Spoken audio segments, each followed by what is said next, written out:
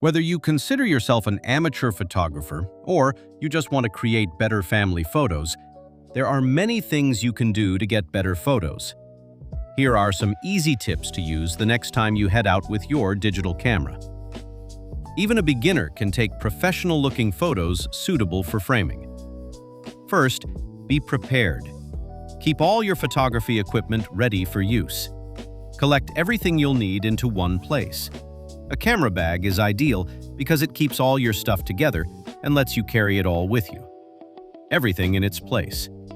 A good camera bag will let you organize a miniature tripod, extra batteries, memory cards, etc. Even a plastic bag or waterproof housing to protect your camera in wet weather. Second, hold your camera steady. Blurry photos are almost always the result of camera movement. Just your own unsteadiness causes your camera to shake enough to blur your pictures. So steady yourself and your camera before you take the shot. Plant your feet firmly on the ground and tuck your elbows in close to your sides. Instead of using the LCD viewer, steady your camera against your forehead and frame the shot using your camera's viewfinder. You can also steady your upper body by leaning against a wall or a tree, or totally eliminate any camera movement by using a tripod. Once you're all set, gently press the shutter release in one motion. Pressing the shutter release too hard could jerk the camera downward. An outdoor landscape, you can improve most photos just by getting closer to your subject. Depending on the situation, you can physically move closer to your subject, or use the zoom feature on your camera for the same effect. Try to get within a few feet of your subject so you eliminate most of the background. You'll like the results. Fourth, take more pictures. Even professionals take loads of shots of the same subject to get just a few that they will use. With a digital camera, you can delete the images you don't like and only print the winners, so don't hesitate to take several shots of the same subject. Change the angle of the shot. Get a little closer. Adjust the lighting. Why not fill the entire memory card with pictures of your kid at the pool or your daughter in her cap and gown? The more pictures you take, the better the odds that you'll get a few shots that will really thrill you. Fifth, vary the lighting.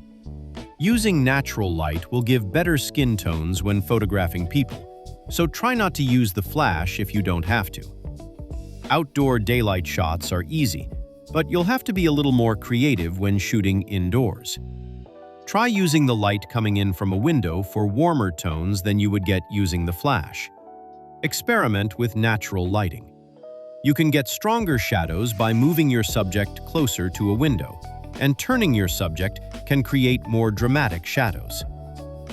Sixth, eliminate red eye. Red eye is the result of light passing through your subject's eye and reflecting back. You'll get it more often when using your flash, just because the light from the flash isn't as diffused as natural light. So the first tip for eliminating red eye is simply to avoid using your flash when you don't absolutely have to. Another way to reduce red eye is to have your red a money and reflecting back. You'll get it more often when using your flash, just because the light from the flash isn't as diffused as natural light. So the first tip for eliminating red eye is simply to avoid using your flash when you don't absolutely have to. Another way to reduce red eye is to have your subject look anywhere but at the camera. This reduces red eye because any reflection isn't directed back at your camera lens. If you have to use the flash, some digital cameras have a built-in feature to automatically remove red eye. Use it. Seventh, go for candid.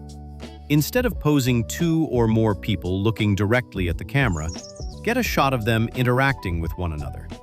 Even two people having a conversation is more interesting than having them stand next to each other facing the camera.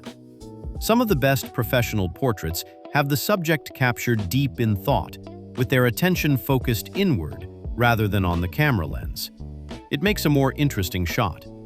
Your portrait will look more natural and less posed. Finally, create a scene. Putting your subject in the center of a photo is just boring. You'll get a much more pleasing result if you place your subject off-center when you frame the shot. This is a truly professional technique. Place your subject so that they occupy 1/3 to 1/2 of the total composition, but not at the exact center of the frame. Capture an interesting background object in the rest of the frame. Anybody can practice these techniques. They're easy, and you'll get better, more professional photos.